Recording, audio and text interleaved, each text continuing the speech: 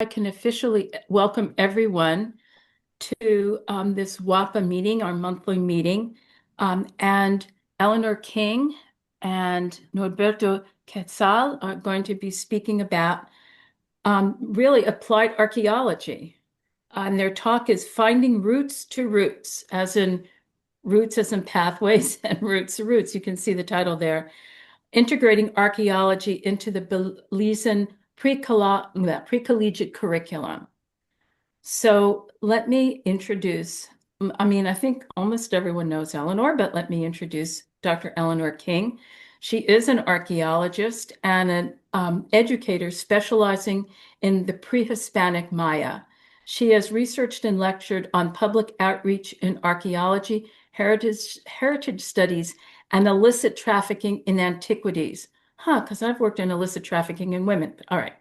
In 2016, she co-founded the Heritage Education Network, or THEN, which is a nonprofit aimed at disseminating information about heritage education to practitioners from the multiple disciplines that engage in it. She directs the MAXNA, well, you can correct my Ma, pronunciation, ma. MANA archaeology project in northwestern Belize. And a few years ago, in collaboration with Mr. Norberto Quetzal, who I'll introduce in a minute, she initiated the wide-ranging school outreach program that is the topic of this evening's talk. Dr. King is professor of anthropology emerita from Howard University. And now Mr. Norberto Quetzal is a Belizean educator with over 10 years of experience teaching math, science, and social studies. His teaching experience has allowed him to connect students and teachers with Belize's environment, culture, and heritage through workshops, classroom activities, and real-life applications. He volunteered with and was a member of the Belize Jaguar Project in collaboration with Virginia Tech. He served as a mentor for the Youth Ambassadors Cultural Heritage Program in the United States through World Learning, the U.S. Department of State, and the Love Foundation. In 2021, he was recognized as a Youth in the Spotlight by the U.S. Embassy for his contributions. In 2023, he co-authored and launched an archaeology program aligned with the Belize curriculum, and he continues to work closely with researchers to deliver archaeological lessons both on-site and in classrooms.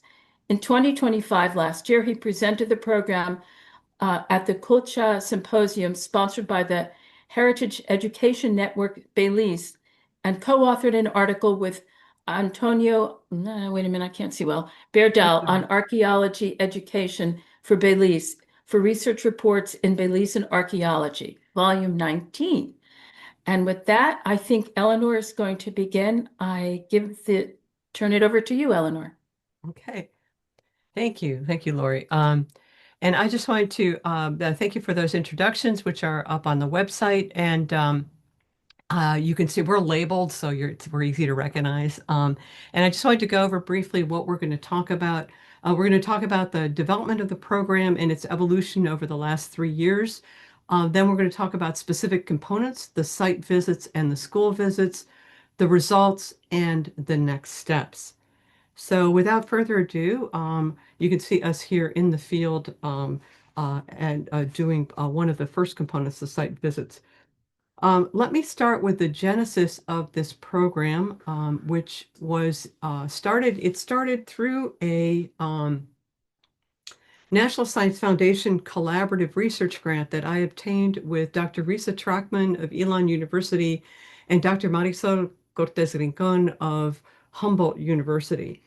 The research portion of this grant was aimed at trying to find or to establish the existence of a market system in northwestern Belize where we work. And that includes, by the way, Bridget Degnan, so hence we know her. And to figure out if we could find markers for markets in that area. But particularly interesting to me was a requirement that the National Science Foundation has for all its research grants, which is not only that they tell you the intellectual impact or significance of what you're doing, but also that they talk about broader impacts, Broader impacts can really be thought of as the so what question, like why is your research, which might be confined to a very narrow branch of science and to a very small group of people, what significance does that have in terms of the larger community of scientists, in terms of the larger local communities with whom you are working, and so forth. Now, broader impacts can include everything from for instance, training for undergraduate or and graduate students to programs, outreach programs that specifically target um, local communities and that are done with local communities. I was especially interested in this aspect of it because I have a long time public archaeology educator and advocate, and I have forever wanted to do something in Belize, but had not quite figured out how to put my arms around it, how to do something proactive. So the NSF gave me an opportunity to do that with my colleagues.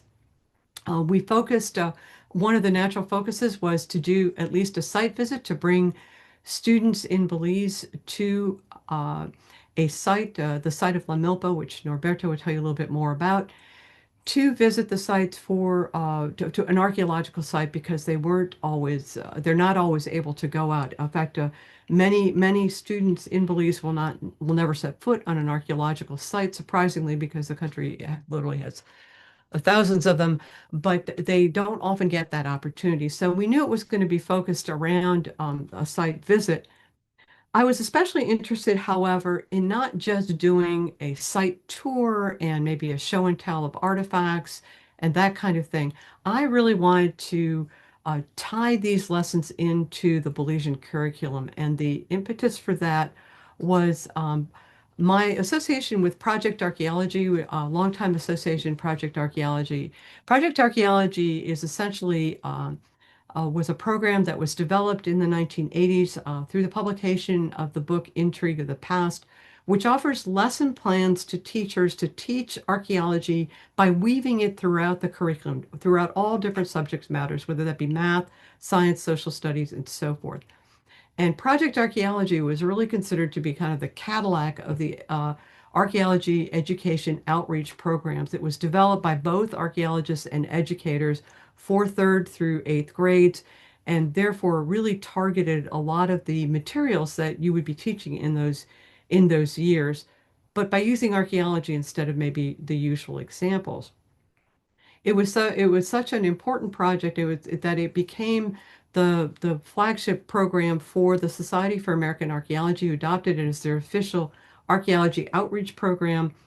And that spurred the development of a number of sort of spin-offs of Intrigue of the Past. Intrigue of the Past was developed in the Four Corners area of the United States, so that's Arizona, New Mexico, Utah, and Colorado. So a lot of their examples were from that area.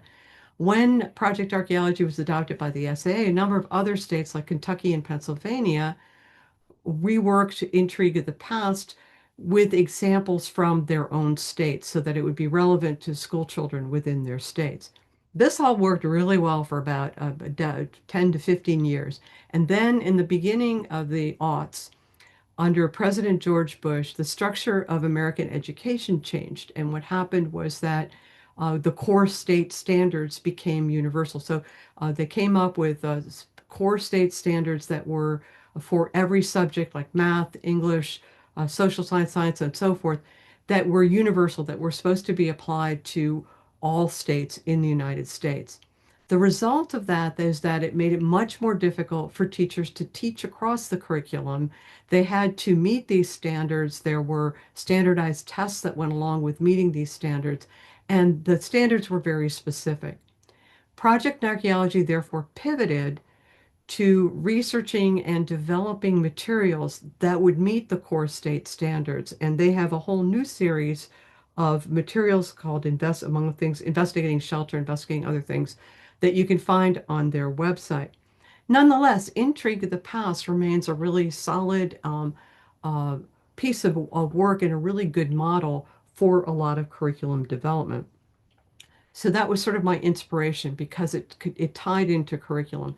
I was also very fortunate to, through Dr. Brett Hauk, who works at Chanchich with Dr. Degnan, and in south of us in Belize, and he had worked with Norberto before, and so we were put in touch, and we decided that we really wanted to do this in terms of tying whatever we did into the Belizean curriculum. Now, the lesson plans were developed by committee, as it were, by several people, by myself, by Norberto, and by Ross Donahue, who is a National Geographic explorer and cartographer. He works for ESRI, the people who do ArcGIS, for those of you familiar with that program, very widely used in archaeology. And he especially was known for developing something he called story mapping, literally mapping stories onto geographical locations. And he did this for a large national park in Patagonia. And I'd met him through the National Geographic, and he agreed to come on board. Dr. Marisol Cortez Rincon, again, one of the co-PIs on this grant, had worked extensively in education outreach through Humboldt University, and she had a number of lesson plans ready to be adapted for a younger age. We decided that mapping would be the perfect thing to do at the site of La Milpa because mapping is non-invasive. Archaeology is generally an invasive technique. If you are excavating, you're actually destroying things as you go down, and it takes a long time to teach that kind of procedure, and you don't want to just have people encourage people to go digging in different places. Mapping, however, is also a crucial component of what we do, and there are different ways that we map things. So we thought that using mapping exercises would be a great way to put some math and science and connect archaeology to those as well as to the history of the Maya and La Milpa.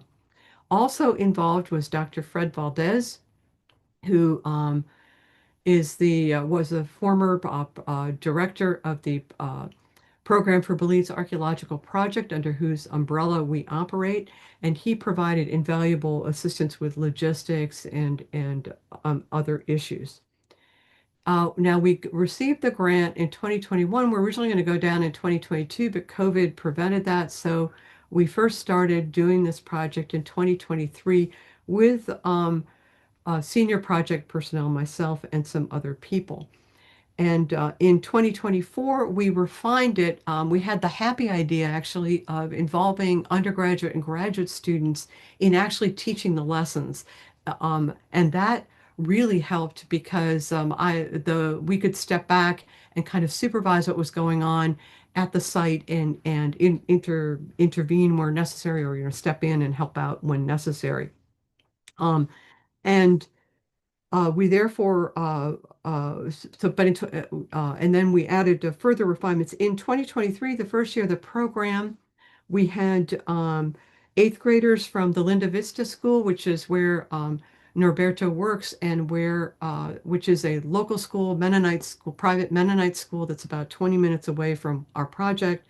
And we also had students from the eighth grade, or Standard Six as it's known in Belize, from St. Michael's Roman Catholic School, which is a government-sponsored school in San Felipe, the village from which most of the workmen who work with us on the program for Belize Archaeological Project, where they come from.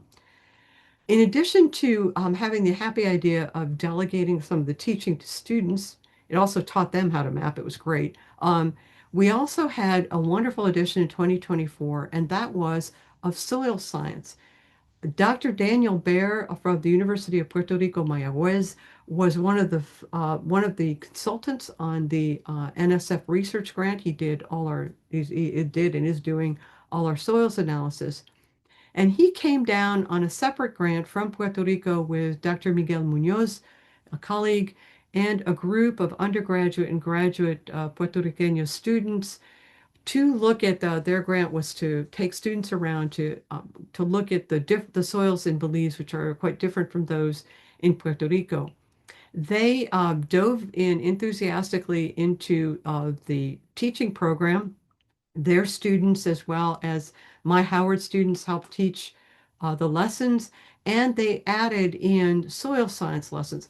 This is particularly a great thing to do in 2024 because we had, for the first time, the participation of the Belize High School of Agriculture ninth graders who were able to come to the site. Of course, this is uh, their bread and butter at that school. It's also really important in northwestern Belize generally, which is largely agricultural. So a lot of the students are going to go into agriculture in one way or another. Even if they have other kinds of jobs, they also may farm in different kinds of ways.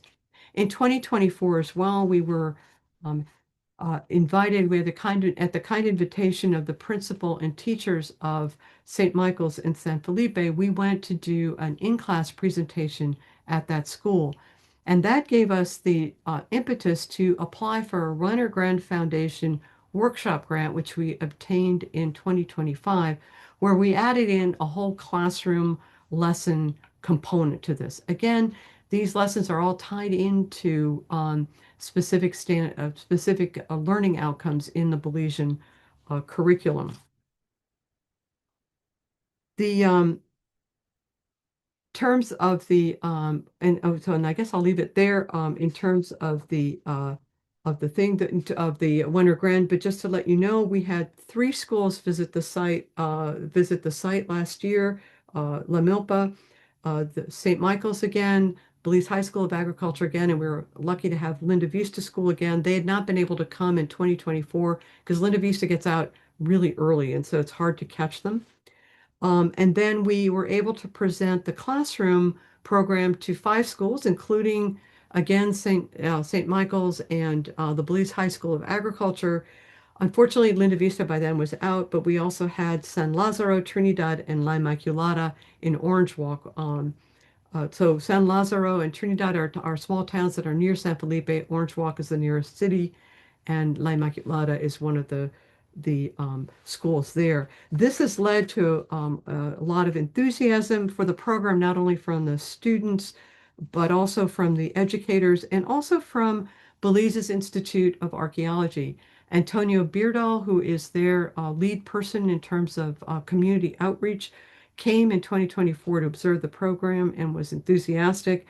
And with the working with the teachers and stuff, we are also developing new possibilities. But however, before getting into all these results and future plans, let's give you some sense of what to do. We do, and I'm going to then turn it over to Norberto, who is going to talk to you about the site visits. Thank you, Eleanor. So it's really great to be here. I'm happy to be sharing this information. First, we start with the spark. Uh, this is really interesting because this has caught our attention for the past years that we've gone there. When we go to La Milpa and we see that the surrounding is amazing, beautiful. Um, but then we had this question from a student. The student would ask, or when students step onto the Maya Plaza, history becomes a living map. So there was a student who asked me last year while we were standing at La Milpa. They asked, "Sir, are we walking where the Maya once walked?" So that was an interesting question for me because I saw that they were really connecting with the environment. They were really connecting with what we were doing. So it was really interesting to see that. So I would say that when students step into there, they begin to ask questions, making connections, and their attention is grabbed by the amazing things that we will be doing. So by then, their curiosity into the work is already starting. Archaeology connects classrooms to living heritage, and that's amazing because that's one of the objectives that we try to do. We try to connect what they learn in class and take it to the outdoors and see how this is done. However, this becomes like reality. It's no longer reading from a book, it's no longer memorizing information, but they're living it. They are enjoying this. And one of the things I've learned through skills that I've understand as a teacher is that many students learn by doing things.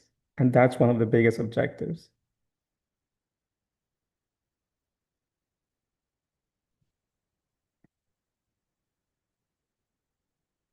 So once the students are in there, they're able to see many things, as I mentioned before. Students experience place, identity, and creativity. Some students even identify themselves and like they say, "Oh, we're here where the Maya used to be before." And they see the surrounding, they see structures, and they would identify different things that they are looking at. And they would say, "Oh, that's not just a little hill anymore. That's something different." We can see that they're connecting with the things there, and that's just amazing to see. Archaeology is not passive learning. They also experience pride and teamwork. So once they're in there, they are able to see that they will work together. They're able to see that everything has to be accomplished as a group.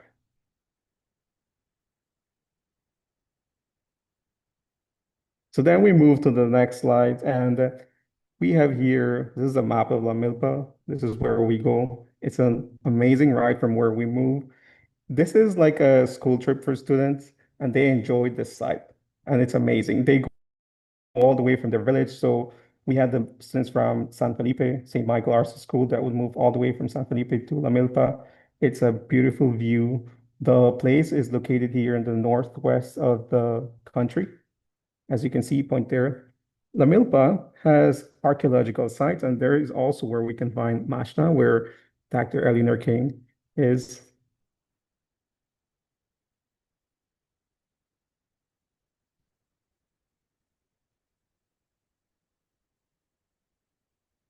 When students arrive at La Milpa, they are able to see the beautiful scene there. It's amazing, tall trees, and the mentors will be waiting for them.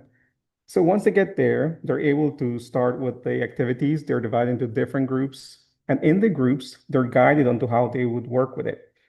The groups in the morning, they would start with pace and compass mapping, which is done in a way that students will identify a procedure, how to measure. So we understand that in class they would learn math and how to measure things, but here they're doing it together with their classmates. So in the picture, you can see at the top right, at the top is Dr. Eric Call. And the students from the Belize High School of Agriculture, they're doing the pace and compass. And we also have another one where we have students from St. Michael Arts School. They're from San Felipe. They're entering the data. So they're learning how to use a compass and how to mark points, how to measure the pace. And that's important. And also, another station will be using the GPS mapping, which is interesting because they're able to use the compass, which is an older method, and they now get to use the GPS. And it's very exciting because most of the students that we've taken there, they are like, we've heard about this, but we never use one of this. And that's the amazing thing about doing this because students are exposed to that and learning is happening. So here we have Maya in the picture below. You see Maya there guiding students in using the GPS and entering waypoints for specific locations. So students would enter the waypoints because they will be looking for a site or a location of a place there. And that's important because they will use this for writing other things.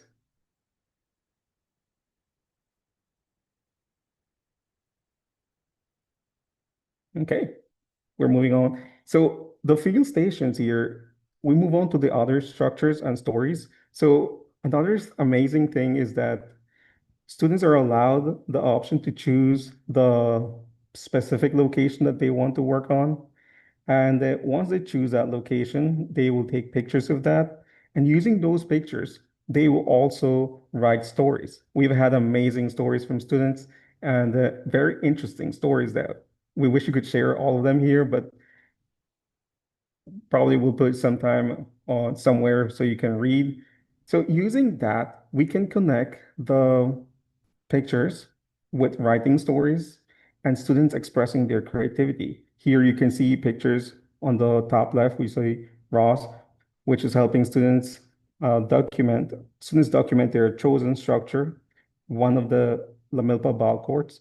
And on the top right, you see Dominic taking pictures for the St. Michael Arts School students, which is such an amazing thing because they enjoy doing this. Even though they're waiting for the picture to print, they're excited to see what is coming next. So as you can see there, they use the Polaroid cameras to print the pictures on the site because they're going to use that picture to write their stories.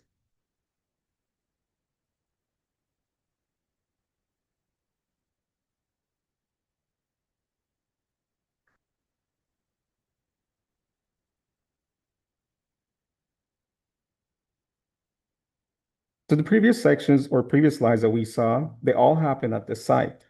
After the site, we go back for lunch. They have an amazing lunch, which is an exciting moment where students also start sharing their things they love about the activities before. But then after lunch, they get to write the stories. So remember, they were taking pictures before. Those same pictures, they will use it to write a story. It can be a story that they have been told from their parents or grandparents, or it can be a totally new story that they will be creating. So in here, they're putting together their creativity in writing the stories, which is interesting because we get really good stories, as I mentioned before. So here we have different students getting ready for that.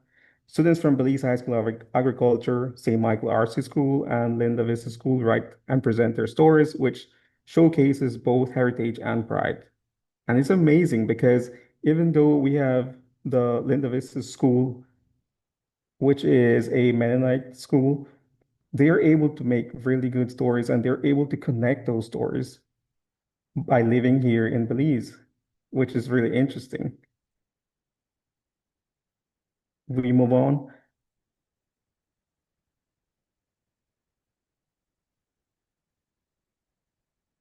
So once they're done with their stories, they're then divided into two different groups. One group will go to the lab, and the next group will go to the other station where they will be taught about soil sampling and how to identify the different layers of soil. Here you can see students from St. Michael Arts School working to examine the things on the lab. So some of the students in here have never used a microscope, which is really interesting because they're really excited to work on the microscope and observe things. And this is part of the science classes. Most of the students, or many of the students, would say, we've never used this and we've heard about it. We know the labeling, but using it, that sounds exciting. So they're all happy to go and use it at the station. And also, we have the other group. The other group there, you can see with Daniel there. He's with another group, same school from St. Michael Arts School, and they're teaching them how soil is how soil is formed, how soil can be identified, and many things about soil formation, which is another section during the afternoon section. And also, after they move on from the Danny Bear, they move on to the other group, other station, which is what same students from Puerto Rico. They're shown how to identify the different layers using the Monzo soil chart.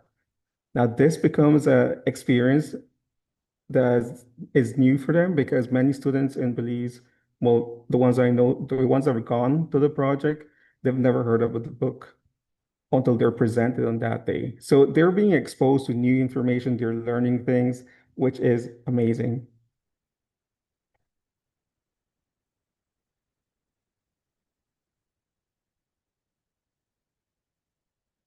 One of the strengths is how it connects with the learning outcomes through activities that teachers can continue to use in class while teaching across the curriculum. So far, we showed you everything that they would do at the site and at the camp. And all of those things can also be applied in school, which means that even though students leave school that day, they can use it in their classroom. Teachers can also apply that in their classrooms. So social studies, as I mentioned, it has heritage and identity, which means students are able to be proud of where they are. Students can identify many things of their country, of our country, and they can say, oh, I'm so proud of this because this is found in Belize, and we are learning about it not just by memorizing information, but also being there, being present, and experiencing that. So they also have identity, which means we're happy to show who we are. We are happy to display everything. So it's something that we all feel, and it's something that we enjoy doing because that's part of us, that's Belize. Then we also have mathematics, which is measurement and data. This gets connected to the curriculum. And during class time, students get to learn how to convert, how to measure things, how to do many things in calculations with math. And all of this information is applied in here at the site. So students get to do all of those things. History and geography is also applied here because students get to see artifacts while they're going to the lab. Students can see artifacts, they're shown, they're displayed there, and they can see the importance of artifacts. Maybe there was one of these things that happened before where some students said, "Oh, I've seen this before." So when you find something, what are you supposed to do? Do you keep it or do you give it back? So students are able to understand that artifacts are very important, and it comes with the context because artifacts have a meaning. Artifacts have everything in there that they need to understand that tells a story. So if any artifact is found, it's best to be kept there and also or take it to the safe location, not to be sold somewhere else. So they're able to identify the artifacts and feel proud that there is something or there is history, there is a story of significance in there. So students are able to also find locations of the site. So students are given a map where they can identify the location of La Milpa. They know where they are. So this allows them to explore out there. Then we have science. Science is an amazing subject. I love science. But then students are also able to experience science here.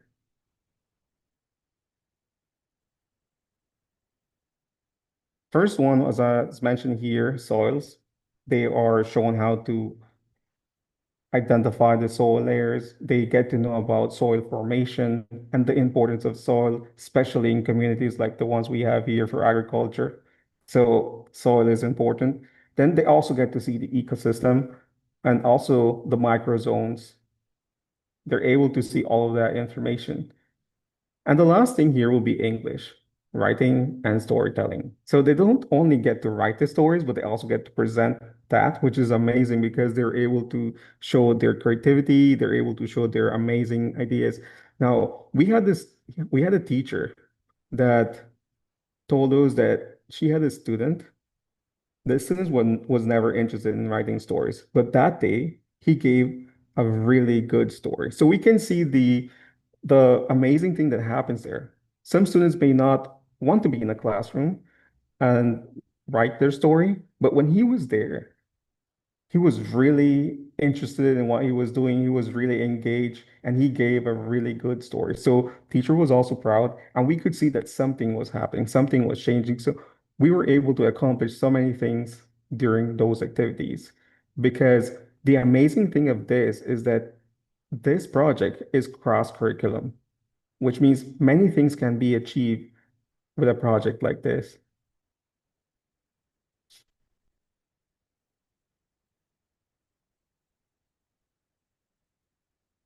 I guess I should unmute myself. That might help.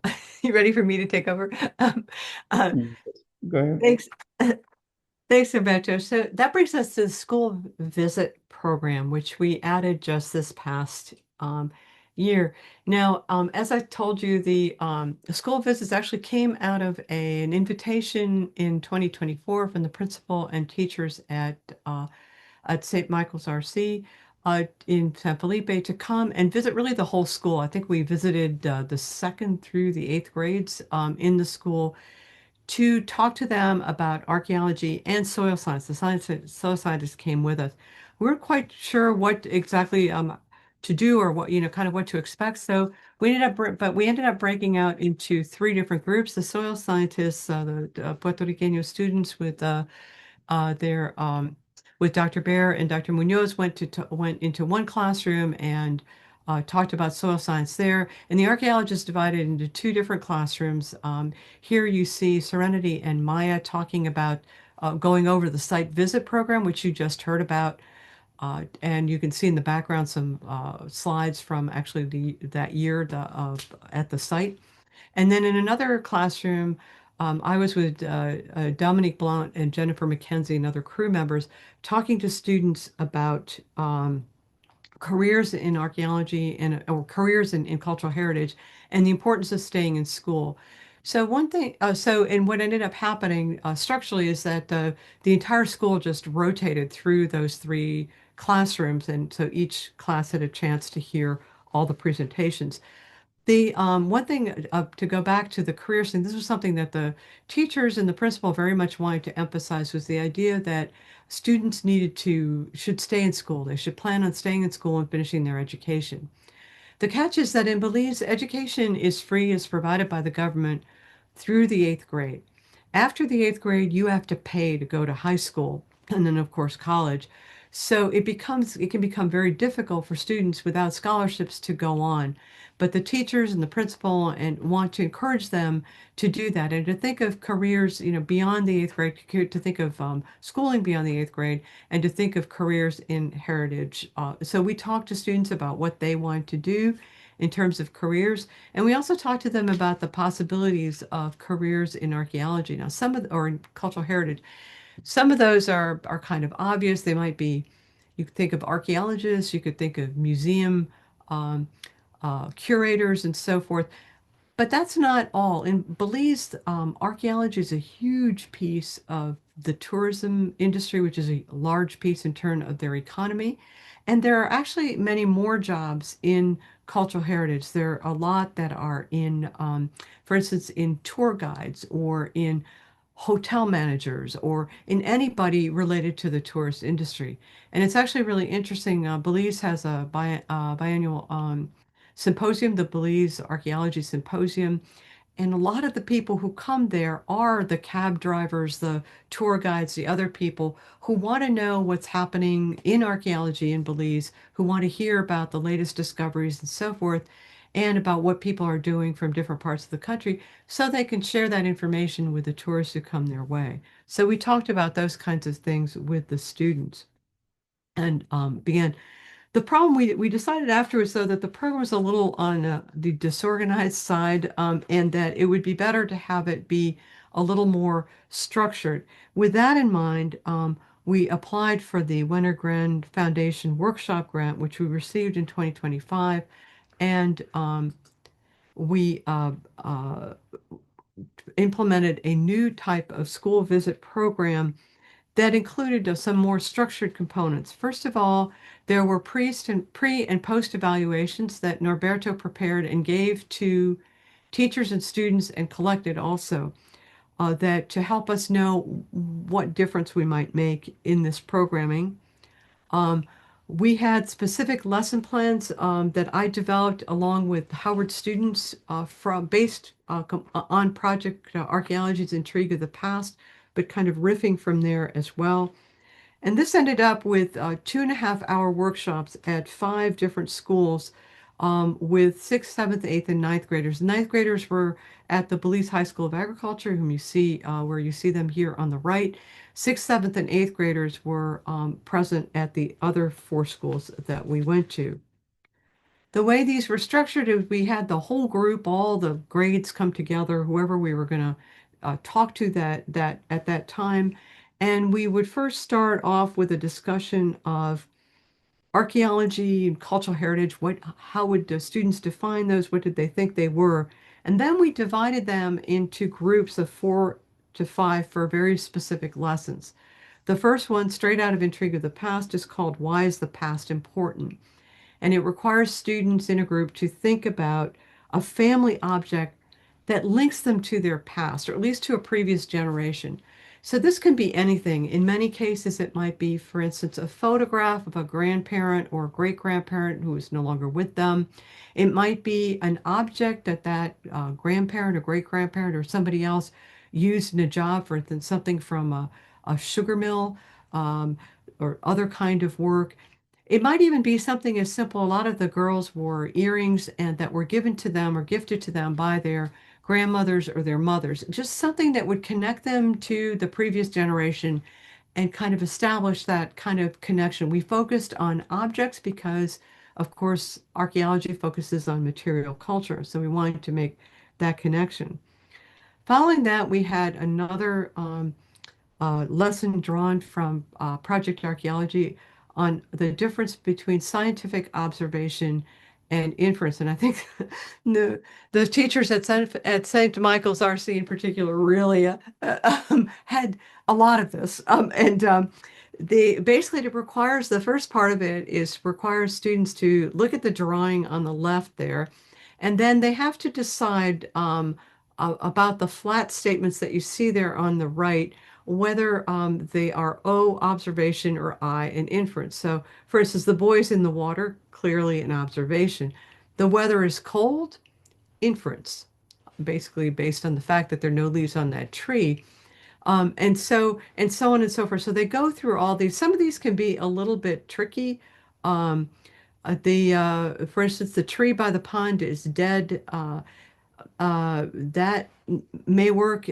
They may not work in North America, where it may actually be. But students will often say, well, it could be a colder time period, though the kid is in the water, so that would suggest that maybe it is not so cold out. And also, you see on the left, there's a tree that has all its leaves, as well as an evergreen, which will not tell us the seasons in North America. In Belize, all the trees have leaves on them, even if they're maybe a little bit brown at certain times of year. But it basically gets them to think critically through this whole series of statements.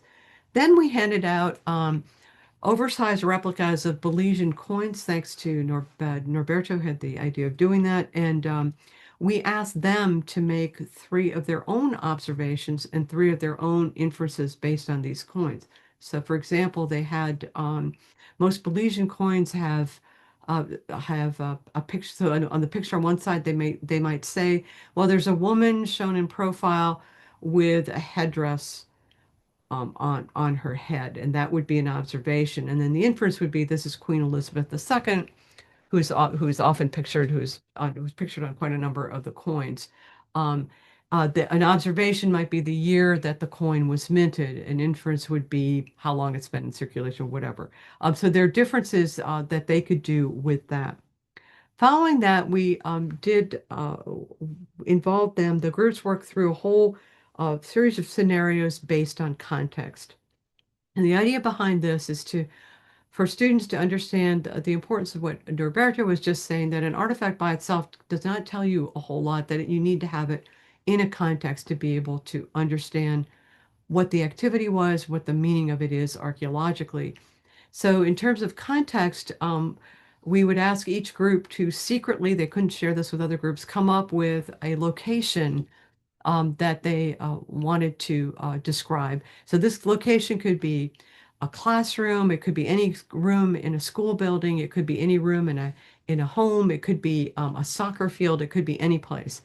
And then as a group, they had to decide on objects that you might find there. So for instance, in the kitchen, you might find a stove, a sink, a chair, tables, and so forth. And then they would pick 5 objects, and they would put one object on each of 5 cards. So maybe you have maybe for a kitchen, you might have chairs on one, you might have table on another, you might have sink on another, and so forth. Then once everybody had come up with these 5 basic clues as to the location they were thinking about, they would start exchanging cards. So the first group would pass its cards to the second group. The catch was that they would retain one of the cards. They would keep one of the clues with them. So the second group only had 4 cards to work with. Once the second group had discussed what they thought the first group's location was, they would pass the cards on to the third group. But again, they would retain 1 card. So by the time it went around to the last group, usually about 5 groups, the 5th group would be left with only 1 card to figure out what the context was. And that could be really ambiguous. You could maybe have a card that said chairs. Well, chairs are found in any number of contexts, including here, as you see, in the kitchen and in the classroom. And so it shows students that you can really only understand things if you got a bigger picture. Then riffing on that with my students from Howard, we did another project. We kind of did this whole thing in reverse. And what we did is we took kits that we put together. We put together activity kits from the Program for Belize Archaeological Projects Lab to reconstruct sort of archaeological activity areas. So maybe a cooking area or kitchen, a butchering site, a ritual deposit, something like that. And then we would get together, each of us would take on a group and we'd pass one artifact around at a time. And so they would make observations and inferences based on the artifact. So for instance, if you had the rim of a pot and maybe it was painted on both sides, the students might say, well, the observation would be it's painted on both sides, it's got this, that, or the other decoration. Maybe this was a serving plate. Or if it was plain and maybe smudged on both, maybe this was a cooking pot, that kind of thing. And then we would add another object and then another object and another object. First ask them with the first object, what kind of activity do you think was taking place? And they would have no idea usually. And then as more and more objects got added, it became clearer and clearer what was going on, what the activity was that location. So the importance of having an association, a group of things together. This is, of course, to make the point that when objects are looted, they're completely taken out of context. So if you see them in a private collection or even in a museum, they're not going to tell you a whole lot about the activities with which they are associated. To give you an idea of the power of this particular exercise, when we were doing it at La Immaculata, the last school that we presented at, we had larger groups. I had about 10 students.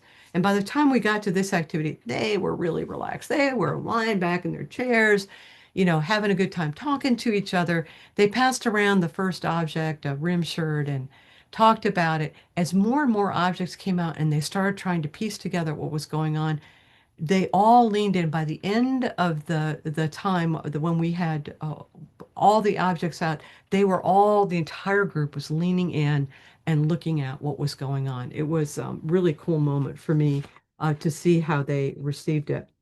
These sessions ended when we had time. We'd ended with a discussion of the importance of preserving cultural heritage and of careers in it in Belize. Now, the results from 2025 were particularly vivid. We had a total number of 78 students and 5 teachers come to visit the site. In terms of the school visits, we talked to 324 students, 13 teachers, and 3 principals or vice principals. There's an overlap between, because St. Michael's and RC and Belize High School of Agriculture participated in both projects. There's a little bit of an overlap in terms of the personnel, the students and the teachers. So if you kind of factor that in, conservatively, we reached 339 students, 15 teachers, and 3 principals slash vice principals. In earlier years, with just the site visits, we had 59 students visit in 2023 and 74 students visit in 2024. So conservatively, we had between 400 and 5, we have reached between 400 and 500 students overall, with some of the same teachers year to year, but a great number, a larger number of them that new people this past year. The pre and the post evaluations were also interesting. The pre evaluations, the students basically thought of archaeology as old things, or of simply archaeology as simply digging for precious objects like jade, or the offering plate that you see there pictured, or of recording monuments. The teachers had, of course, a more sophisticated view of archaeology, but they were not totally clear about archaeology's aims and methods. They associated it mostly with artifacts instead of with heritage, people, culture, and the curriculum. The post-evaluations showed a change. Basically, the students understood that archaeology was a way of interpreting the past, and they gained an understanding of how exactly archaeologists do that, how we go about interpreting the past. The teachers thought that the school presentations in particular, as well as you heard from Norberto, the site visits, which can be extended in the classroom, that they highlighted archaeology, the value of archaeology as a cross-subject topic. Both of them thought that the hands-on experiences were really great. They loved the hands-on aspect of the lessons. Students especially liked handling artifacts and piecing together stories about them. And the teachers liked that the hands-on aspect was applicable in their classroom. It also speaks to a new initiative in Belize education, which is to have more experiential learning. Other results include an article that Antonio Beardall wrote with Norberto in research reports in Belize archaeology. So again, Antonio Beardall is the point person for the Institute of Archaeology in terms of community outreach. And he reviewed there a number of the programs that were being done in archaeology in Belize. I have to say my colleagues are incredibly enterprising. There are a number of really great community outreach days, archaeology days offered up at sites, and people going into classrooms to present materials and do games and so forth. So there's been a lot of interaction from the community, and we also are mentioned in this publication favorably. Of course, because Norberto wrote it. No, but also because Antonio really liked what we were doing, and also we were fortunate to be able to present as you heard at the Culture presentation of the Heritage Education Network of Belize with our colleagues Daniel Baer, whom I've introduced to you, and Alana Pangili, who is a University of Texas of Austin graduate student. Now, she happens to have obtained a National Science Foundation dissertation improvement grant for her own research, and it included, by necessity, a broader impact statement. She was really interested in archaeology outreach and education, and we have now partnered with her to create material. So she's creating materials that teachers can use in the classroom, but we have uh, but that we're going to incorporate, we're going to work on with her, we're going to use with her input. The results altogether are impressive for any outreach program, but more impressive still to us was the enthusiasm that the teachers and administrators had for doing more. This fits into my and Norberto's plans for world domination. But no, basically what we want to do is to make the project self-sustaining.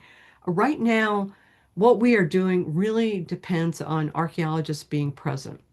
And archaeologists are not present every year. It depends on funding, on a whole bunch of on other commitments, on a whole bunch of other things. In the future, we would like to see this kind of programming Belizean driven. And we would like to very much see that it be incorporated in a broader sense into the Belizean curriculum. I know this is one of Norberto's dreams, so I'm going to let him take over and talk about that. Thank you. So how does the future look? Well, something we want to share about this is that we would like to get teachers the leadership for them to be able to to run the workshops, to be able to teach other teachers, and so it can stay in classrooms in Belize, which is an amazing thing that would happen. So the first thing is mentioned before, teacher workshop is in summer 2026 to develop lesson plans. So the idea is to bring together a group of teachers, which we already have, and they will work together with archaeologists to create the lesson plans. And in that workshop, the idea is also to get leading teachers and facilitators who will further do the workshops in other years with other teachers to continue sharing the information for the archaeology and all of this lesson plans and lessons to be taken to other schools. So once approved by the Ministry of Education, and also we're being assisted by the Belize Institute of Archaeology, the idea is to get teachers certified while they're doing this workshop. So this certification will allow the teachers to be also facilitators and to also gain the necessary credits to do the workshop, which is something very good. This is like getting CPD.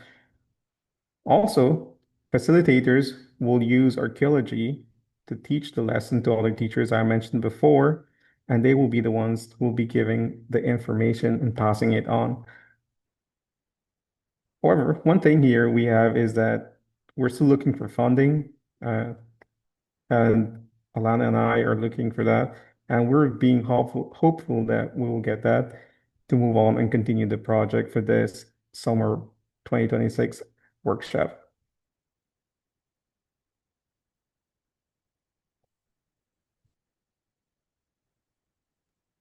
And that pretty much concludes what we have to say. So we're ready to take your questions.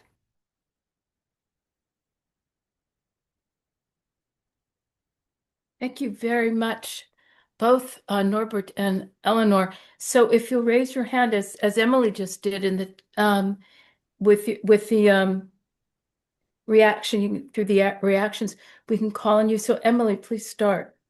Okay, I'm just putting another little comment. I am thrilled with this program, and I have to go to another meeting, but I want to tell you that what you're doing, what you have achieved, is absolutely marvelous. It would mean so much.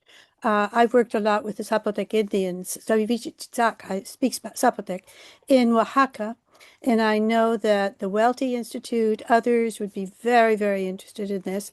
So I recommend that that be considered. I think it would be very important that you prepare, if you haven't already, good process documents about exactly how you did this and what the results were. This would be very good for your own use, but also for others because all of Latin America and the Caribbean await you, but really the world needs it. This is really a unique and beautiful effort. So I encourage you very much to move forward. I also suggested you contact a friend of mine at Conservation International, who is one of the directors, and she is devoted to the further development of groups throughout cultural groups throughout Latin America. Her special emphasis has been on the Mapuche in Chile, and she is married to a Mapuche. Her last name is her husband's name, Painamilla. So I recommend you contact them because they do have funding for works in cultural development and adaptation. But I just congratulate you so much. This is absolutely beautiful work. It's magnificent and incredibly needed. And I know a lot of children who would be so fulfilled to do this. And in areas of Latin America where there are closed corporate communities and natural leadership, this would be perfect because the leaders will support you 100%. So thank you. Thank you. That's a wonderful suggestion. I will definitely look at that. I see it's in the chat, and I'm going to have to. I was trying to write it down, but clearly that was not working. I apologize for my. I always have the same problem. I got my wonky PowerPoint skills here. I tell you, being retired, you didn't just lose all your skills. So But you gain other ones. there you go. And never retire. The answer is you're not retired. Obviously, you are not retired. Ridiculous. That's right. I'm proud of you. Okay, no, I didn't want to do that either. So here we go. Anybody else have questions? Just for everyone's information, in case you don't know Emily, she's an anthropology and education specialist. So when she likes something in education, it's really has a profound meaning. I am very flattered. I have a question. Okay. It sounded like from something that Norberto said that not all the students are Maya. Is that correct? That is correct. That is right. We have the students in Linda Vista School. They are a Mennonite community, and they're able to make a big connection with the project. They're able to understand that, and they're able to appreciate what we have, and it's amazing. And they're also they're people from a lot of different backgrounds. And I'll tell you one unintended sort of consequence of this was that so one of the students who came from St. Michael's RC this year happened to be the daughter of one of the workmen who was a guy who was working with me at Mashna, and I was working closely with him. And his daughter graduated this year from the eighth grade, and she's now gone on to the Belize High School of Agriculture. And he came after the presentation. She'd clearly come home and said something because he said he was all about, he wanted to know how to use a compass, and he brought her compass with him. So I showed him that. And then he said, so what happened to the Maya? And so we started talking, and it turned out that his family was from near Merida and that his grandmother was Yucatec Maya. And I'm looking at it like, going, what do you mean what happened to the Maya? You're right here, you know? And so but there's a lot of mixture. There are different populations. There are also Creole populations in Belize and Garifuna and a lot of others. So in the schools, there's a whole range of different cultures. There's some, and it depends. Like in Orange Walk, when we went to La Immaculata in San Felipe, for some RC in Trinidad, San Lazaro, and be it in the Belize High School of Agriculture, Spanish is a predominant language. In La Immaculata, a lot of the students won't speak Spanish. They don't speak Spanish. They speak English or Creole. So it really depends on where you are in the country. It's got a very rich background. And of course, and then there's Maya, of course. There's the Yucatec Maya, there Kekchi in the south and so forth. So it's quite a mixed group. Thank you. Other questions? Let me look at the participant list. I'm looking at I'm trying to look at the chat stuff, just making a hash of this. Actually, you can, if you go to the participant list, you can see who's raised their hand. Okay. I can see who's raised. Well, that's not you. Yeah. Anybody here? Okay. I don't see anybody. Then I have one more question. Okay. I love the fact that you're planning for sustainability and with training the teachers so they can do these workshops. I wondered if you had any plans for kind of sustained sustainability through supervision, maybe, or periodic visits to make sure that the quality that these teachers have after they were just trained endures for years. We haven't kind of gotten that far yet, but that certainly would be absolutely a point. But the other thing is that Belize has their own archaeologists, many of whom are extremely busy at the Institute of Archaeology. There are others who teach at Galen University and other places, but they are also able to they could step in and help with some of these of the continuity. And certainly it would be something I think you would sort of need to refresh the program. You're absolutely right, every few years. Also because though some of these are sort of so basic, the lessons are so basic that they would apply anywhere. At any time. Some of the material may be, archaeology changes. There are a lot of new discoveries in the Maya area. 10 years ago, people refused to believe that there were Maya marketplaces. So we've come a long way. So again, I think that would need to be refreshed as well. And there's WAPA DC who has a question. Which one Yeah. of you? Sorry, this is Matt. Um, Okay. I wonder if, as far as assessing some of the impacts, if you had considered, or maybe for the future consider, um, conducting any kind of mental health assessment to see how connection improves the mental health of the students and how, uh, y- and sense of self. I wonder if any consideration towards that. That would be really hard to measure, and I would be the last person in the world competent to do that, I would say. But that's a thought. I mean, I think the idea that I think you can see that is something to think about in terms of measuring more what the impact of relating to heritage has with students. So one of the uh, maybe just a couple of anecdotal examples to tell you that that is on the mind of Belizean educators is that so Norberto mentioned the student who'd done really well, and it was actually a group of boys that I worked with in 2023 from St. Michael's RC who were the goofiest eighth graders you've ever seen. I mean, they're total typical guys who stood in the back of the classroom throwing spitballs. You just knew it. And watching them go through the pace and compass, I taught them that, and then helped them pick a structure and so forth. And then I thought Miss Lupita, their teacher, was going to fall off her chair when they actually presented because they did the best story. And these are kids who never in a million years would write a story. So there is first of all, there's catering to different types of learning for different students, which would impact mental health. And I think that's why Belize is also now encouraging really experiential learning. Another thing to think about, though, they are also aware of that importance of connection to heritage. Um, Dr. Eric Cowell, who is the vice principal in charge of computer and IT at the Belize High School of Agriculture, is himself an award-winning, as it were. He won a player. He's a ball player, a Maya ball player. They have in the village that he is from. They have revived, which is not too far from where we are. They have revived the Maya ball game.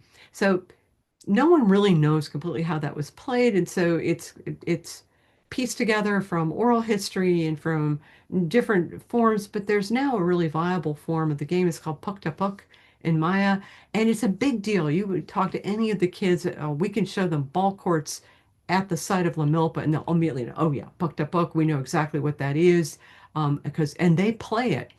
And Dr. Kahl was on, I think, the Belizean team that won the international tournament for Puck to Puck. Mexico and Guatemala also play, and so and Honduras, other Latin American countries, and so the Maya heritage is very much emphasized. And what was really interesting at the Belize High School of Agriculture, what was really interesting to see in the stories this year was how much they actually knew about things like the myth of the hero twins from the Popol Vuh and other sorts of things. So, and it has given them a real pride in who they are.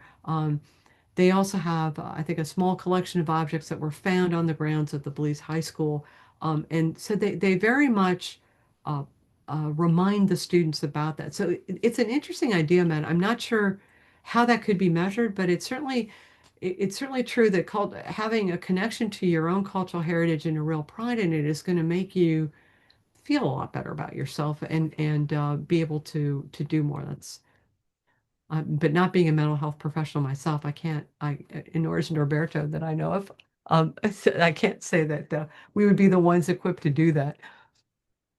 Well, being outside also creates this sense of being outdoors, which is also really good because some students do not learn really good inside the classroom.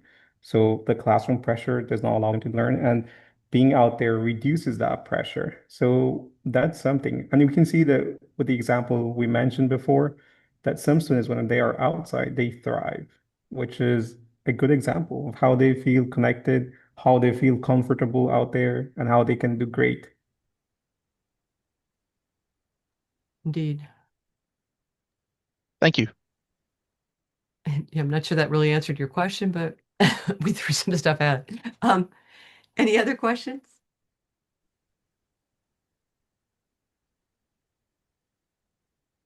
Not a question, but a comment thinking about the question earlier about are there non-Maya students involved? I mean, is everybody just a Maya?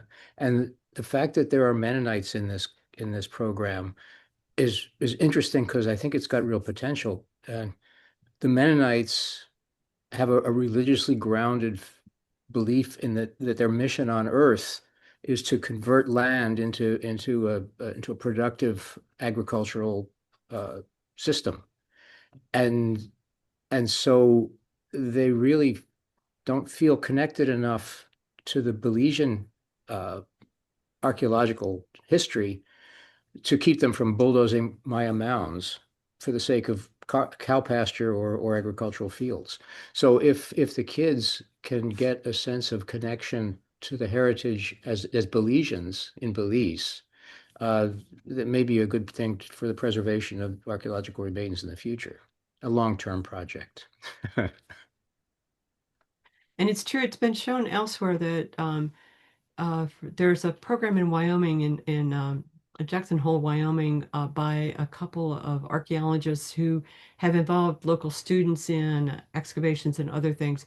And they have actually shown that even a lot of the newcomers, there's a substantial Latin American population in Jackson Hole, that they take real pride in the history of the place and in that sense of belonging and in being connected to the past of that place, even though their particular parents or grandparents may have come more recently. They still, and that's probably true of a lot of people in Jackson Hole, because the past that they're excavating is a Native American. So it can make a big difference.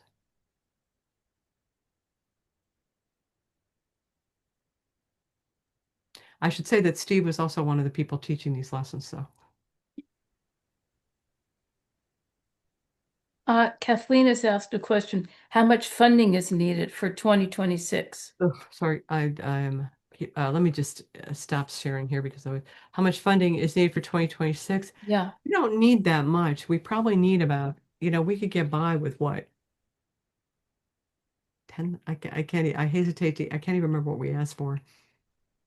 You just did the budgets. What would you remember, Norberto?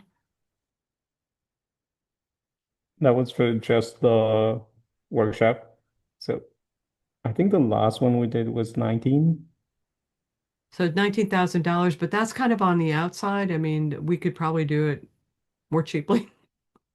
Anything we get would help. Because what we really have to pay for, it's more people's time. Because this is during vacation, and they're all very enthusiastic and really willing to work, but it would be good to be able to compensate people for their time. So, Are there more questions or comments? Anyone? Then I want to thank you both for a really oh, Adam, wait a minute. fascinating. Is there Yeah, go ahead. Adam? Adam wants one? Did Adam have a? Wait a minute. Let me look in the chat. No, that was a private one. That was just to Eleanor. Oh. It's secret. Not very secret. Okay, thanks. Now that we've really made that. So, sorry, Lori. That's okay. So I want to thank you for a really wonderful talk and really fascinating and with some very useful ideas. This is so creative. Your program is wonderfully creative. And a couple of people have already said that they can use some of your ideas and what they're doing. So Excellent. thank you very much. And to let everyone know that we have another meeting come up, our monthly meeting in April. And if I'd really prepared well enough, I would remember what it is, but I'm afraid I don't. But and just you as will the be comment, hearing about it. Pardon and me? just as a comment on your comment, the basic principle of teachers is any good teacher is a real thief. We steal from everybody. So go to it. Feel free. So let me just see if there's something else in the chat. Oh, you're getting a lot of really positive, very Lovely. enthusiastic Thank you, guys. Great. Thank you, everybody. I don't know how to do those, so it's great to watch people do them. And to let you know, just to put a plug in, that this year WAPA is celebrating our 50th anniversary. We are the second oldest and I believe the second largest local professional organization of anthropologists. It's really easy to join. Please go to our website, WAPA DC, and sign up. It's also cheap. Oh, and another plug for WAPA and the 50th, you do not need to live in the Washington, D.C. area. Right. Nor do you need, it says, the Washington Association for Professional Anthropologists. There's no such thing as a professional anthropologist. So you don't need to feel like you are a professional anthropologist living in Washington, D.C. to join. We are global. Right. Yeah, some of us even live in Japan. Yeah. Hi, Whatever that so is. desu ne. So thank you. And with that, Matt, shall we close out? Thank you very much, everybody. Thank Appreciate you. the feedback. Thank you. Thank you.